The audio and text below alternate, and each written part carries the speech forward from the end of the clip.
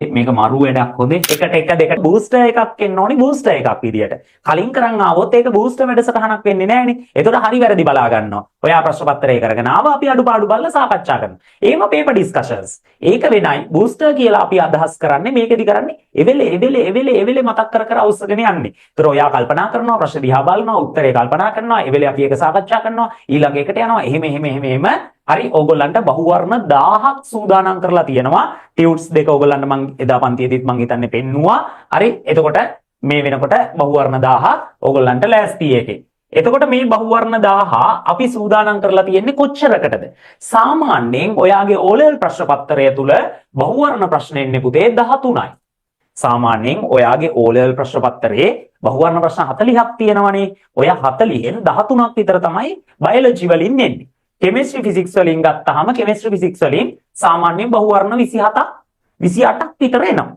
පැහැදිලිද? 27ක් විතර එනවා. ගැල්ල බලන්නකෝ. හරි මම ඕවා හොඳට අධ්‍යයනය කරලා තියෙන්නේ. ඔයා ගයින්නේ. එතකොට තේරෙයි. 11 13ත් අතර වගේ එනවා බයොලොජි.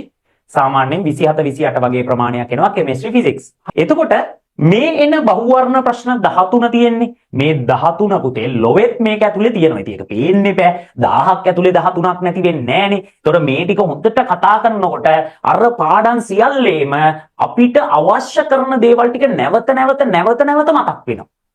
හරි අපේ පාඩම් ටික මේක හොඳට අපි නිකන් එකට එක දෙකට දෙක එහෙම නෙමෙයිනේ අපි ප්‍රශ්න පත්‍ර කතා කරන්නේ පුතේ. වටා පිටාවත් එක්ක විවරණ ලියමින්නේ අපි MCQ කතා කරන්නේ. එතකොට මොකද වෙන්නේ? ඔයාට ඔටෝමැටිකලිම මොකද්ද මේ වැඩේ ගොඩ දා ගන්න පුළුවන් බයෝ වැඩේ. එතකොට මේක හැදෙනකොට ළමයි මේ බහුවර්ණ ප්‍රශ්න 1000 කතා කරනකොට ඔයාලගේ ඔටෝමැටිකලි රචනා ප්‍රශ්න ලියන හැකියාව වර්ධනය වෙනවා. දැනුම හැදෙනකොට රචනා ප්‍රශ්න ලියන්න පුළුවන්. ගොඩක් අය උත්සාහ කරනවා රචනා ප්‍රශ්න ලියලා රචනා ප්‍රශ්න පුරුදු වෙන්න. රචනා ප්‍රශ්න වලින් ළමයි රචනා ප්‍රශ්න ලියන්න පුරුදු වෙන්න බෑ. හරිද? ඒකට හේතුවක් තියෙනවා. ඒකට හේතුව තමයි රචනා ප්‍රශ්නයක් හැම වෙලාවෙම එක කොටසකට කොටු වෙනවා. ඒක මිශ්‍රණ වලින් යම් ගැටලුවකින් නම් එන්නේ එතනින්ම තමයි එන්නේ. හරිද? හැබැයි MCQ වලදී අරහින් අහනවා මෙහින් අහනවා හැම වෙලේම මොලේ කරකෝ අරහෙට කල්පනා කරනවා මෙහෙට කල්පනා කරනවා බයෝ කෙමිස්ට්‍රි හැම වෙලේම මොකද කරන්නේ ඔළුවට වද දීලා මතක් කරවනවා. හරිද? අපේ දැනුම අපි අහුරගත්ත දේවල් ටික නැවත මතක් කරවනවා. එතකොට බහුවර්ණ 1000ක් බයොලොජි කතා කරනකොට ඔයාගේ ඔය බයොලොජි සම්පූර්ණ ටික ඔක්කොම මතක් වෙනවා. බයොලොජි ටික මේකෙන් මතක් වුණා. එතකොට බයොලොජි පාඩම් ටිකට මේ වැඩේ යනවා. මේකෙන් වෙනම බයොලොජි පාඩම වෙනම ආවරණය වෙනවා. හරිද? ඊළඟට මේ වැඩසටහන් දෙක කෙමිස්ට්‍රි ෆිසික්ස් වලට බරව යනවා. මේ වෙනකොට ඔයාලගේ ක්‍රියාත්මක වෙන වැඩසටහනක් තව ඉස්සරහට දිගටම යනවා. ස්ට්‍රක්චර්ඩ් බුක් එකේ වැඩේ ව්‍යුහගත රචනා පොත දැන් පටන් අරන් තියෙන්නේ. මේක දිගටම යනවා. ඒතර අලුතෙන් ආපු හැම කෙනෙක්ටම මේ ව්‍යුහගත රචනා පොතේ ඕගොල්ලන්ට රෙකෝඩින්ග්ස් ලැබෙනවා. දැන් වෙනකොට අවසන් වෙලා තියෙන කොටස් වල මොකද ඒක ඔයා ආවරණය කරගත යුතුයි. හරි ඒක මම සූදානම් කරලා තියෙන්නේ ඔයාලගේ ස්ට්‍රක්චර්ඩ් 4 ලකුණු 60ක්. විභාගයට ලකුණු 60ක් හම්බ වෙනවා. ඒතර ඒ ලකුණු 60 තමයි මේ ස්ට්‍රක්චර්ඩ් පොත හරහා හදන්නේ. දැන් එච්චරද? නෑ. පොඩ්ඩක් ඉන්න. තව තියෙනවා. පේපර් සාකච්ඡා කරනකොට මාකින් එක බැලුවට කමක් නෑ. කලින් බලන්න එපා. හොඳේ? මොකද ඉතින් ඔය ප්‍රශ්න පත්‍රයේ පුතේ උඹ ලිව්වත් එකයි නැතත් එකයි. හරි ඒක ඉතින් අපිට තීරණය කරන්න බෑනේ. ඒක ඔයාගේ අවශ්‍යතාවය වෙන්න ඕනි. මේ වෙලාවෙවත් ඔයාලට ප්‍රශ්න පත්‍රයක් ලියලා ඔයාව කොට දාගෙන ඔයාට මේ රිසර්ච් එක හදාගන්න අවශ්‍යතාවයක් නැත්නම් එහෙම ඉතින් පන්ති ඇවිල්ලා වැඩකුත් නැහැ ළමයි. හරි මුලින්ම තමන් ආදරය කරන්න එපා. අංකයකටම නේ. තමන්ව කොට දාගන්න තමන් මහන්සි වෙන්න ඕනි. ඔය කාලේ මේ අපි යන කාලේ ඇවිල්ලා මේ කාලේ ගහන මැච් එක තමයි අනාගතයේදී හරි අපිට පවතින්න පුළුවන් වෙන්නේ. ඒතර මේ කාලේ අපේ උපරිම කැපැසිටි එක දෙන්න ඕනේ. ඒ කාලීනව අවශ්‍ය වැඩ වලට දෙන්න ඕනේ. දැන් මෙච්චර කාලයක්වත් ඕගොල්ලෝ එහෙම වැඩක හිටියේ නැත්නම් දැන් හරි කාලේ. දැන් මේ වෙලාවේ ඇවිල්ලා උපරිම කැපැසිටි එක මේකටම විතරක් දෙන්න. ඒත් ඇති. හරිද? මොකද ඔයා බිඳුව ඉන්න කෙනෙක් නෙමෙයිනේ කීයටවත්. හරි. ඔයා මේ වෙලාවේ ලකුණු බිඳුව හැම එකටම විෂයකට බිඳුව එහෙම එකෙක් නෙමෙයිනේ. හරි. ඔයා ගාව දැන් එකතු කරගත්ත දැනුමක් තියෙනවා. ඒක බ්‍රෂ් අප් කරන වැඩේ තමයි දැන් මේ දවස් ටිකේ ප්ලෑන් කරන්න ඕනේ. ඒකට මේ බ්‍රෂ් අප් කරන වැඩේ තුලදී ආරාච්චු පොත් බදාගෙන මේවා ඒව හරියන වැඩ නෙමෙයි. කිසිම විෂයක එහෙම කරන්න එපා. හරිද? මං කියන විදිහට මේ මාසේ එකමාර වැඩ කරලා බලන්න විශේෂයෙන්ම මේ කට්ටිය. හොඳේ අනිත් අය පොඩ්ඩක් ඉන්න. එතකොට මේ කට්ටිය මං කියන විදිහට විෂයන් නම් මේව වැඩ කරලා බලන්න. හරි ගිය අවුරුදු වල උන් වගේම උඹලත් කියනවා ගීතාංශ නිසා තමයි ඒ 9ම ආවේ කියලා. ඒකට හේතුව පුතේ මම දන්නවා මගේ ප්‍රොජෙක්ට් එක හරහා සයන්ස්නේ මම උගන්වන්නේ බා. ලංකාවේ ඒ ප්‍රතිශතය අඩුම විෂය. එතකොට ලංකාවේ ඒ ප්‍රතිශතය අඩුම විෂයට වැඩිම ඒ ගේන්න තමයි මම මගේ ප්‍රොජෙක්ට් එක හදලා තියෙන්නේ. හරිද? මම මේ අවුරුද්දේ මේ හදලා තියෙන වැඩසටහන වැඩ කළොත් හරිද මම මේ දැන් හදලා තියෙන වැඩසටහන මට හැබැයි තව ඒකට මේ ලබන මාසේ මම පටන් ගන්න දින 45 වැඩසටහන හරහා තව දරුවෝ 1000ක්වත් අලුතෙන් ඕනේ. හරිද? ඒ වැඩසටහන මම මේ කරන වැඩේ හරියට වැඩ කරොත් අනිවාර්යෙන් ලංකාවේ ප්‍රතිශතය ළමයි 102කින් මට වෙනස් කරන්න පුළුවන්. හරිද? ලංකාවේ මේ ප්‍රතිශතය 102කින් වෙනස් කරන්න පුළුවන්. මම කැල්කියුලේට් කරලා තියෙන විදිහට ඔයාලගේ වැඩේ හරියට වුණොත්. පැහැදිලිද? ඉතින් ඒකට සපෝට් එක දෙන්න ඕනේ ඕගොල්ලෝ. ඉතිහාසගත වෙන්න පුළුවන්. පැහැදිලිද? හරි. සපෝට් එක දීලා ගැම්මෙන් හිටියොත් ඉතිහාසගත වෙන්න පුළුවන්. හරි. එහෙනම් ඔන්න වැඩේ. එතකොට අහගන්නකො වැඩේ වෙන්න ඕනි විදිය. දැන් මෙතනදී ඔය පොත් සෙට් එකෙන් පුතේ අපි යන්නේ. හරිද? මේ පොත් සෙට් එක ඉවර නෑ හොඳේ. මේ පොත් සෙට් එකෙන් අපි යන්නේ අපේ විභාගයට අවශ්‍ය කරන විදියට දැනුම බ්‍රෂ් අප් කිරීම. දැනුම හදා ගන්නවා. ඊට පස්සේ තමයි අපේ පේපර් පැක්ස් වලට යන්නේ. ඊට පස්සේ ඔයාලට ලැබෙනවා මෙන්න මේ ප්‍රශ්න පත්‍ර කට්ටලේ. දැන් මේක ඇවිල්ලා ළමයි এডুকেෂන් ඩිපාර්ට්මන්ට් එකෙන් 2016 අවුරුද්දේදී නව විෂය නිර්දේශය නිකුත් කරාට පස්සේ අර මොඩල් පේපර්ස් කියලා ඉවරවනේ. අන්නේ ප්‍රශ්න පත්‍ර කට්ටලේ. එතකොට ඒ ප්‍රශ්න පත්‍ර කට්ටලේ අපි කිරීම තුල ඒක ටිකක් O level paper එකට වඩා ටිකක් ස්ටෑන්ඩඩ්. හරිද? ටිකක් වෙනස් විදියට හිතන්න දෙනවා. ඔයාලා මාත් එක්ක කරනකොට ඔයාලට තේරෙයි අපි හැමදාම කරපු ප්‍රශ්න පත්‍ර වලට වඩා මේක එනම් මඤ්ඤම් විදියට ප්‍රශ්න කරනවා. මම මේ පේපර් සෙට් එකේ ගොඩක් ඒ කියන්නේ හැමදාම වගේ කියපු දේ මේකේ 75ක් ගන්න පුළුවන් නම් මේ පේපර් සෙට් එකේ ලකුණු 75ක් ගන්න පුළුවන් නම් පුතේ අනිවාර්යෙන් ඔයාලට ඒකක් එනවා. මේ පේපර් සෙට් එකේ 75කට වැඩියෙන් තියාගෙන ඉන්න පුළුවන් නම් ඒකක් එනවා ෂුවර්. මොකද ඒකට හේතුව ඒකේ 75ක් කියලා කියන්නේ ඔයා O level paper එකේ ලියනකොට ලකුණු 90ක වගේ ස්කෝර් කරන්න පුළුවන් මට්ටම.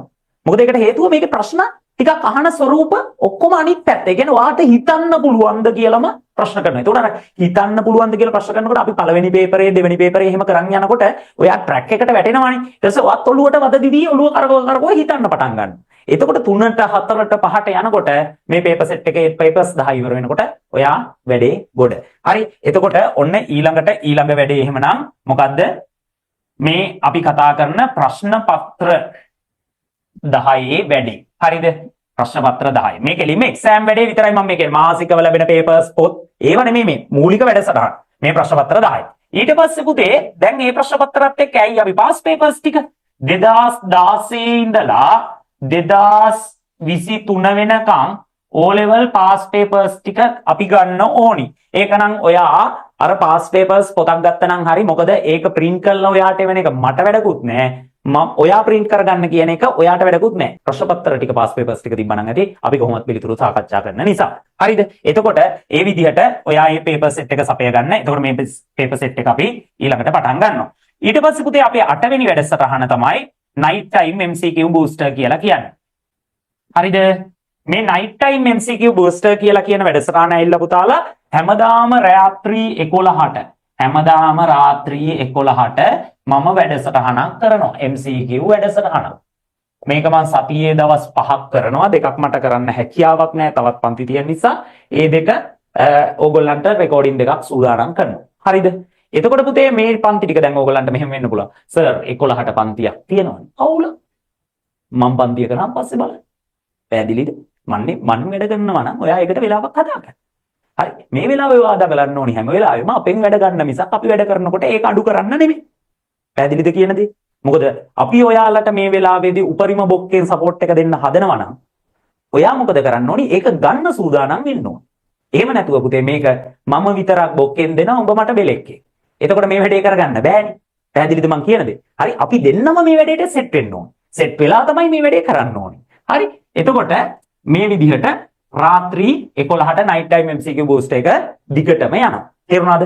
ඊට පස්සේ පුතේ මේ night time MCQ boost එක හැදිච්ච ක්‍රමයකුත් තියෙනවා.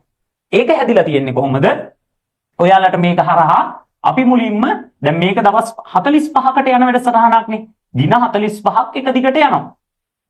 හරි. දවසකට පැය එකමාර එහෙම යනවා. හරි. ඔහොම දින 45ක් එක දිගට මේ පේපර් වැඩසටහන යනවා. එතකොට ඒක අපි කඩලා තියෙනවා පළවෙනි දවස් 5ට යනකොට හරි ෆස්ට් ටර්ම් එකේ 10 වසර ෆස්ට් ටර්ම් එකේ පේපර්ස් 3ක් විතර. ඒක පුතේ එක අවුරුද්දේ ඩිපෙන්ඩ්. හොඳේ. මං ගිය අවුරුද්දට කලින් අවුරුද්දේ ওই වැඩසටහන ඇත්තටම ඕක ලංකාවට හඳුන්වා දුන්නෙත් අපි පුතේ. හරි. ඊට කලින් ඕන තරම් හොයලා බලන්න MCQ booster කියලා වැඩසටහන.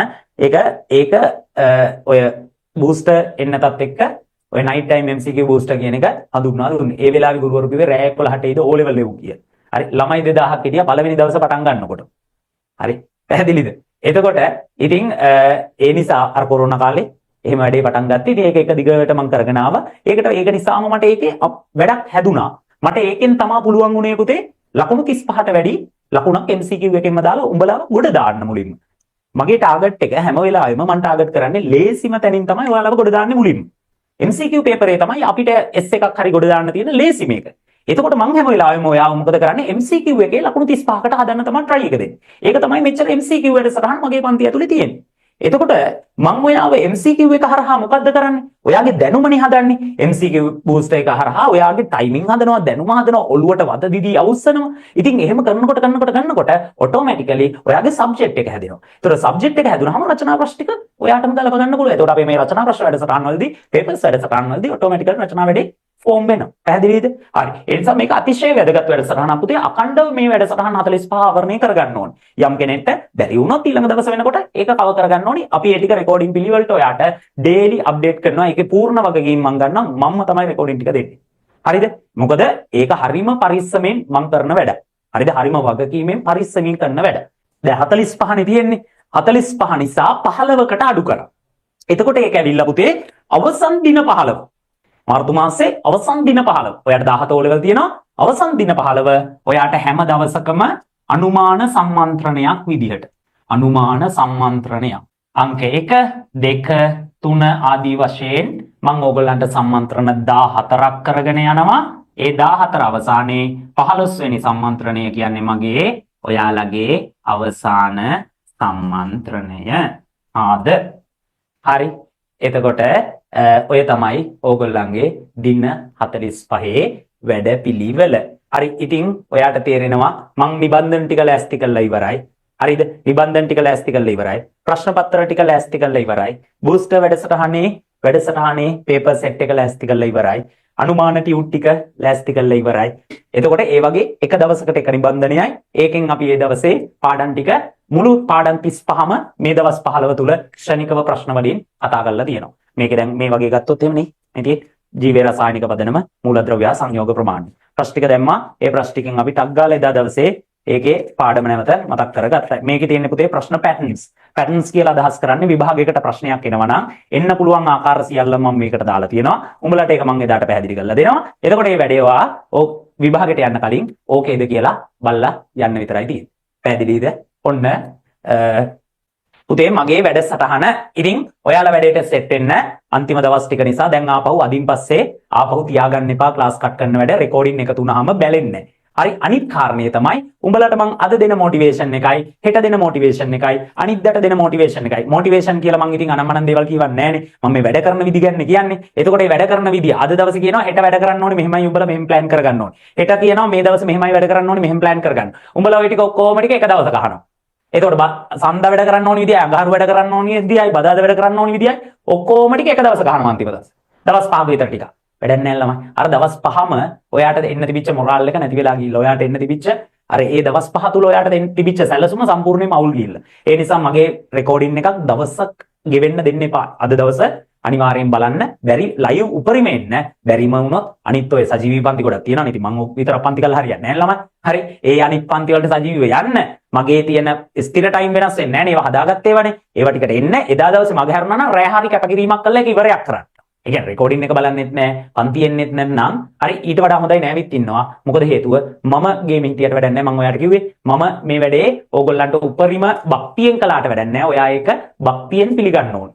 හරි මම මේ වැඩ ප්ලෑන් කරලා තියෙනවා. ඒ වැඩේ අවුරුදු ගාණක් තිස්සේම දරුවෝ සාර්ථකයි කියලා පිළි අරන් තියෙනවා. අදටත් උසස් පෙළටත් ගිහිල්ලා ඇවිල්ලා ඕගොල්ලන්ට තහවුරු කරලා දීලා යනවා. ඒ කමෙන්ට්ස් එකෙන් මම දකින්න ඕන තරම් දානවා. හරි අපි අද උසස් පෙළ මේ පන්ති වල මේවා කරන්නේ සර්ලා නිසා අපි අද මේ පාඩම් මේ විදියට ඉගෙන ගන්නවා. මොකද සර්ලා හරියට ඒ වැඩේ අපිට කළා දීපු නිසා ඒ විදිහට පුතේ පිටට ගිය එකෙක්වත් අපිට ආපහු බයින්නේ නැති විදිහට ඌ ගියා නම් අපි කියපු විදිය වැඩ කළා නම් ඌ අනිවාර්යෙන්ම අනිත් පැත්තට මේ වැඩේ මෙහෙම ගේමක් ගහන එකෙක් විදිහට හරි අපි මේ කියපු පාත් එකේ ගියා නම් අනිවාර්යෙන්ම ගේමක් ගහන එකෙක් විදිහට ඉස්සරහට යනවා. ඉතින් ඒක නතර කරන්න බෑ. පැහැදිලිද? හරි ඕගොල්ලොත් මේ වෙලාවේ අවශ්‍ය දේ වෙනුවෙන් උපරිම කැපකිරීම කරන්න. ඔන්න දවස් 45 තියෙනවා. එක දවසක්ම මගහරින්න බෑ. දැන් එතකොට ඊළඟ කතන්දරේත් කොහොම කියනනම් දැන් සර් විද්‍යාව විතරද තියෙන්නේ. නෑ විද්‍යාව විතරක් නෙමෙයි. මම දවසකට මහ ලොකු කාලයක් ගන්න නෑනේ වාගේ. ඔයාට තියෙනවා දවසකට පැය 24ක්. ඔයාට තියෙන පැය 24න් ඔය පැය 24න් අපි පැය 6ක් අයින් කරොත් එහෙම ඔයාගේ නිදියන වැඩේට අඩුවෙන් නිදියන්න කියලා එකක් නැහැ. හරි පැය දෙකක් නිදියලා මම වැඩ කරනවා සර්. ඒ වගේ බොරු මොරාල් දාගන්න එපා ඔළුවට. හරි ඒ වගේ ඒවා බයිලා පුතේ හොඳේ. හරි ඊට පස්සේ උඹේ මොලේ සයිල ටිකත් මැරලා ඉවරලා අර පාඩම් කරන මෙලෝදියක් මතක හිටින්නේ නැතුව යනවා. හරි දවස් දෙක තුනක් ගියාට පස්සේ ඉඳන්. ඒ නිසා එහෙම කරන්න යන්න ඕනේ නැහැ. හොඳට පැය 6ක් නිදියන්න. මහන්සි කරනවානේ ඔළුව මහන්සි කරන නිසා පැය 6ක් ඊට චුට්ටක් වැඩි වුණත් කමක් නැහැ. හැබැයි ඒක ඔයාගේ අනවශ්‍ය කාලයෙන් මැනේජ් කරන්න. පැය 6 එහෙම නැත්නම් පැය 7 වගේ ඔහොම කාලයක් නිදාගත්තා. ඊට පස්සේ ඔයාට පාසල් යන්නේ මේ දේවල් ගොඩක් වෙලාට ස්ටඩි ලිව් එකක් හම්බෙයි. හරි අන්තිම කාලේ වෙනකොට මාසයක් විතර හම්බෙයි ගොඩක් වෙලාට. මොකද අනිත් ළමයිත් එක්ක නැත්නම් අලුත් වාරේ පටන් ගන්න බැරි නිවාඩු දෙනව නේද? පෙබරවාරි මාසේ දෙයි නේද? ඒ දෙන නොදෙන එක අනුව ඒක ගලප ගන්න. ඊට පස්සේ ඔයා බලන්න ඔයාගේ විෂයන් ටික දැන් මේ දෙවෙනි වාර ලකුණු ටික.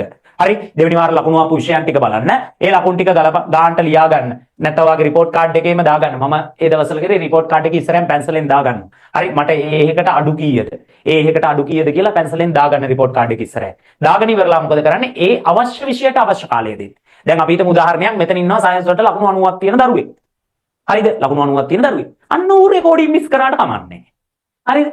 ඒ වගේ ඒ night time MCQ boost එක නිකන් පළවෙනි වටේ නිකන් බල්ලා ගිහිල්ලා නිකන් ඕන නම් විතරක් රැඳුනට කමක් නෑ. මම දන්නවා නම් පේපරේ දැන් කොහොමත් අපි දැම්මහම තේරෙනවානේ. දන්න එකක්ද නොදන්න එකක්ද එහෙම කියලා. ඒ ප්‍රශ්නයක් නෑ. මම කියන්නේ මගේ විෂයයටවත් අනවශ්‍ය ලෙස කාලය වැය කරන්න එපා. හරි මම සර් බොක්කනේ සර් ඒ නිසා මම පන්ති එනවා අනිවාර්යෙන්ම. හරි සර් වනබලා ඉන්න බෑ. ඒ වගේ ඒව ඕනේ නෑ. හරි අනිවාර්යෙන් අපි විය යුතු දේ කරමුකෝ. මොකද්ද විය යුතු දේ? අඩු ලකුණු තියෙන විෂයන් වෙනුවෙන් වැඩි ප්‍රයොරිටි. ඒක තමයි විය යුතු දේ. එතකොට ඔයාගේ අඩු ලකුණු තියෙන විෂයන් ටික මොනවාද කියලා බැලුවා. ඒ විෂයන් වෙනුවෙන් ඔයාගේ දවස කාලසටහන ඕන නැහැ. ටාගට්ස් විතරක් හදාගන්න.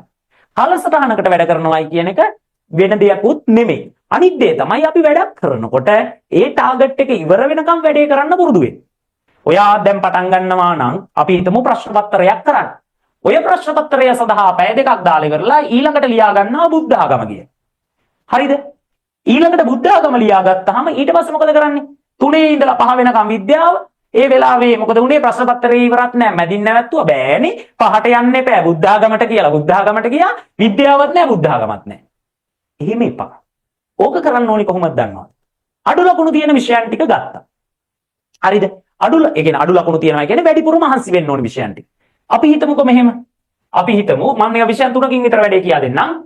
අපි හිතමු විද්‍යාව, ගණිතය, සිංහල, ඉතිහාසය කියලා. හරිද? විද්‍යාවට ඔයාට මේ වෙනකොට පුතේ ලකුණු තියෙනවා. හරි අපි හිතමු විද්‍යාවට 90ක් තියෙන ප්‍රශ්නයක් නැහැ කියලා. ගණන් වලට තියෙන්නේ ලකුණු 45යි. සිංහල 30යි. ඉතිහාසයට 60යි. ඔහොම කියලා හිතන්නකො. දැන් එතකොට සයන්ස් එක තියෙනවා. මන්නේ නිකන් බොරුවට නිකන් මම දාගත්ත පොඩි ක්‍රෙඩිට් එකක් අවුලක් නැහැනේ. හරි. එතකොට මෙතන අනිත් විෂයන් ටික ගත්තාම පුතාලා අනිත් විෂයන් ටිකට ඔයාගේ ලකුණු අඩුයි. ඒවට ඔයාට 75කට තව ලකුණු අඩුපාඩු ටිකක් තියෙනවා. මේකෙන් ඔයාට ගත්තොත් එහෙම මෙතෙන්ට තව 30ක් ඕනි. මේකට තව 45ක් ඕනි. මේකට තව 15ක් ඕනි. මේකට 30යි මේකට 45යි මේකට 15යි නම් හරිද? මේ තුනටම සමාන කාලයන් දීලා හරියන්නේ නැහනේ. දැන් ඔයා ටයිම් ටේබල් හදනකොට හදනවා. අද පාඩම් කරන්නේ බුද්ධ ආගම. මේකට පැය දෙකයි නැත්නම් අපිට මේ විෂයන් අතරනේ අපි ගාව තියෙන්නේ. ඔන්න ටයිම් ටේබල් එකේ දිනවා. මේකට විද්‍යාවට පැය දෙකයි, අද ගණිතය වැඩ කරන්න පැය දෙකයි, හරි සිංහල පැය දෙකයි, ඔන්න අද විෂයන් තුන. හරිද? ඊට පස්සේ ඊළඟ දවසෙත් තියෙනවා. විද්‍යාව තියෙනවා, හරි ගණිතය තියෙනවා, ඉතිහාසය තියෙනවා.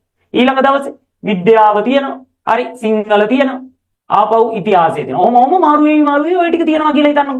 එතකොට පුතේ ඒ වගේ කාලසටහන ඉස්කෝලේ පීරියඩ් කැඩුවා වගේ මේ වැඩේ කරන්න ගියොත් එහෙම වැඩේ වණ වෙනවා. කාලේ අප්සෙට්. දැන් ඇත්තටම සයන්ස් වලට ලකුණු 90ක් තියෙනවා නම් ඔයා මොකද කරන්න ඕනේ? මොකද කරන්න ඕනේ? ගෙදරදී වැඩ කරන්න එපා. හරිද? ලකුණු 90ක් තියෙනවා නම් මේ වෙනකොට විද්‍යාවට ලකුණු 90කට වැඩියෙන් උඹලට තියෙනවා නම් මම කිව්වත් ගෙදරදී වැඩ කරන්න එපා. සිරාවට මේ කියන්නේ හොඳේ. හරි? මම කියනවානේ අරක කරන් වරින් මේක කරන් වරින් පිස්සුද කරන්න එපා. අපරාධي. කාලේ අපරාධي. හරි? කරන්න එපා. පන්තියට එන්න. පන්තියට ඇහිලා පන්තියේදී මට කලින් කරන්න පොඩ්ඩක් try එකක් දෙන්න. තේරුණාද කියලා දෙන්න. හරි? එහෙම try එකක් දෙන්න. අනවශ්‍ය කාලේ වැය කරන්න එපා. ඒකක් තියෙනවානේ.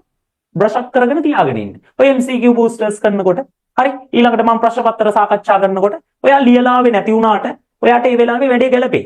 ඊට පස්සේ ඔය ඉඳලා හිටලා සතියකට එකක් ලියන්න ඕන. සතියකට එක පේපරයක්. සතියකට එක පේපරයක්. MCQ booster එකේදී කොහොමද MCQ එවෙලෙන් ලියන්නේ? ඒතර එවෙල් ලියන නිසා එවෙලේ වාගේ MCQ කරනවා. රචනා ප්‍රශ්න පත්‍රයක් ලියලා කලින් වගේම පුළුවන්ද කියලා පොඩි බලලා විතරක් තියන්න. ඒතකොට පැය දෙක තුනක වැඩක් හිටන් මුළු සතියටම හරිද? ඒතර පන්තියට ආව පන්තිය වැට් ටික විතරයි. වෙන වැඩ නැහැ. හරිද? ඊට පස්සේ දැන් අපි හිතමු ඔයා දවස් ටික ප්ලෑන් කරනවායි කියලා. දවස් ටික ප්ලෑන් කරනකොට ඔයාගේ ලකුණු මෙහෙම නම් පුතේ තියෙන්නේ. ඔයාගේ ලකුණු මෙහෙම නම් තියෙන්නේ. වැඩි ප්‍රයොරිටි කොහටද තියෙන්න ඕනි? ගණිතයටයි සිංහල වලටයි. හරි. එතකොට මේක කිසිම දවසක මග හැරෙන්න බෑ. ඒක මග හැරෙනවයි කියන්නේ මෙහෙමයි. අද ගණිතයට පැය දෙකක් වැඩ කරනවා, හෙට ගණිතයට පැය දෙකක් වැඩ කරනවා. එහෙම නෙමෙයි. ඔයා හොයන්න ඔයාගේ ප්‍රශ්න පත්‍රයේ ඇතුලේ ඔයාට ගණිතයට ලකුණු 30ක් තව ගන්න බැරි වෙන්න හේතු මොනවාද කියලා. දැන් ඔයාට ලකුණු 45යි තියෙන්නේ කියන්නේ ඔයාට ලකුණු 55ක් නැති වෙලා කියන එකනේ. ඒතර ඒ 55 නැති උනේ ඇයි කියලා හොයන්න. ඒතර ඔයා 55 නැති උනේ ඇයි කියලා හොයනකොට ඔයාට ලැබෙනවා මට මේ පාඩම බැරි නිසා, මේ පාඩම බැරි නිසා, මේ පාඩම බැරි නිසා. අන්න ඔයාට 55 නැති වුණ විදිය ලැබෙනවා. ඔයා ඊට පස්සේ මොකද කරන්න ඕනි පුතේ? ඒ 55 නැවත මට ලබා ගන්න මේ වෙලාවේ ලේසියෙන්ම පුළුවන් ක්‍රම. 55ක් ඕනේ නැහැ නේ. 55න් 30යිනේ ආපහු මට ඕනි. 35ක් කියන්නකෝ මට ගන්න ලේසිම ක්‍රම මොනවාද කියලා මුලින්ම ඒ ටික තෝරගන්න. හරිද? ඒ තවත් මට අවශ්‍ය කරන ලකුණු 30 හොයාගන්න. අපි හිතමු ප්‍රස්තාර බැරි වෙච්ච නිසා මේක නැති වුණා. අන්න ප්‍රස්තාර පාඩම වෙනම ලියා ගන්න. මේකට අනිවාර්යෙන් ප්‍රශ්නයක් එනවා. මේ ප්‍රස්තාර පාඩම ඔන්න ගොනු කරගත්ත එකේ මම මේක ගොඩ දා ගන්නවා. ඊට පස්සේ දෙවෙනියට අපි හිතමු ඔයාට දෙවෙනියට ආපහු බලනවා තව මොකක්ද? මම දන්නේ ජ්‍යාමිතිය තියෙනවානේ. ජ්‍යාමිතිය ප්‍රශ්නේ වැරදිලා. ඒකෝට හැබැයි ඒක ගොඩ දාගත්තොත් ඔයාට ලකුණු 5ක් හම්බ වෙනවා. නැත්නම් 10ක් හම්බ වෙනවා. අන්න ලියා ගන්නවා ජ්‍යාමිතිය. ඔහොම හදා ගන්නවා ඔයාට බැරි. හරි ඔයාට බැරි. හැබැයි ලකුණු 30ක් ගන්න පුළුවන් අලුත් පාඩම් සෙට් එකක්. ඔයාට බැරි හැබැයි ලකුණු 30ක් ගන්න පුළුවන් අලුත් පාඩම් සෙට් එකක් ඔයා හදාගන්න. ඊළඟට ඒ පාඩම් සෙට් එක ප්ලෑන් කරගෙන ඒ පාඩම් සෙට් එක මොකද කරන්න ඕනි? මෙන්න මේ කාලේ ඔයා අර හදාගන්න මුල් දවස් ටිකේ දැන් මේ ප්ලෑන් එක අද ඉඳන් හදාගත්ත කියන්නකෝ. හෙට ඉඳන් ඒ හදාගත්ත ලෙසන්ස් ටික. ඔකද හෙට අනිද්දා ඔය වගේ දවස් ටික මුලින්ම ඔයාගේ අඩුපාඩු හොයන්න මහන්සි වෙන්න. පළවෙනිදා ඉඳන් පටන් ගත්තත් ඇති මං කියන්නේ. හරියට හැබැයි ප්ලෑන් එක හදලා පටන් ගන්න. දැන් මම දවස් 45ට අද වෙනකොට ඔයාලට ප්ලෑන් එකක් තියෙනවනේ මම මෙහෙමයි වැඩ කරන්න කියලා කියන්න. තාම 45 පටන් ගන්න තව පළවෙනිදා වෙනකන් ඉන්න එපා. හරි. ඒතර පළවෙනිදා ඉඳලා මම කරන වැඩ පිළිවෙල මම හදලා ඉවරයි. ඒ වෙනකොට ඔයාලට ටියුට් ටික ඔක්කොම අතට ලැබිලා තියෙයි. හැමෝටම වැඩේ ඉඳලා පටන් ගන්න තියෙන්නේ. පැහැදිලිද? හරි. එතකොට අන්න ඒ වගේ ඔයා දැන් ඉඳලා සැලසුමක් හදන්න. අඩු විෂයන් මොනවාද, වැඩි විෂයන් මොනවාද, ගණන් වලට හද. ඒකටත් යම් කාලයක් යනවනේ. දැන් ගණන් අද දවසේ ගණන් වලට හද. හෙට දවසම ඔයාගේ ගණන් වලට ලකුණු කීයද? ඒ ලකුණු අඩු වෙලා තියෙන්නේ මොනවා නිසාද? ඒ ලකුණු ටික මට අවශ්‍ය ප්‍රමාණය ගන්න මට මේ වෙලාවේ ලේසියෙන්ම ගොඩ දා ගන්න පුළුවන් පාඩම් ටික මොනවාද? හරිද? ඔය කියන්නේ පුතේ ගණන් දැන් ගන්නකොට කියනවානේ මේ පාඩමේ ලකුණු මෙච්චරක් එනවා. මේ පාඩමේ ලකුණු මෙච්චරක් එනවා. මේ පාඩමේ ලකුණු මෙච්චරක් එනවා. ඔම් කියනවානේ. එතකොට අන්න ඒ වගේ ඒ කියන මොනවාද? ටික අනුව තමන් මේ ලකුණු ප්‍රමාණයට හදාගන්න. ඊට පස්සේ පළවෙනිදා ඉඳලා ප්ලෑන් එකක් හදාගන්න. මේ දවස් ටික ඇතුලේ මෙන්න මේ පාඩම් ටික මම ගොඩ දාගන්න. ඒකට මම දැන් අනුගමනය කරන වැඩ පිළිවෙල මේක. ඒ වැඩ පිළිවෙල ටික දැන් හොයා ගන්නවා. හරිද? ඊළඟට සිංහල වල මට 45ක් හදා ගන්න ඕනේ. මට මෙන්න මේ පාඩම් ටික මුලින්ම කවර් කරගත්තා නම් ඒ වැඩේ ගොඩ දා ගන්න පුළුවන්. හරිද? ඔය කියන විදිහට අඩුපාඩු හදන වැඩේ දින 30ක් කරන්න. ඒ කියන්නේ මාර්තු මාසේ ලබනකම් ඔය වැඩේ දිගටම කරන් යන්න. පැහැදිලිද? මාර්තු මාසේ ලැබුවට පස්සේ පුතේ ඔයාට තේරෙයි. ඔයාගේ ඔය අඩුපාඩු හැදිල්ල ඇතුලේ ඒ නමෙත් නිකම්ම හැදිලා තියෙන්නේ. මාර්තු මාසේ ලැබපු ගමන් එක දිගට දවස් 15 අපේ වැඩේ ප්‍රශ්න පත්‍ර පාස් පේපර්ස් වැඩි. දිගටම එක දිගට ගෙනියන්න.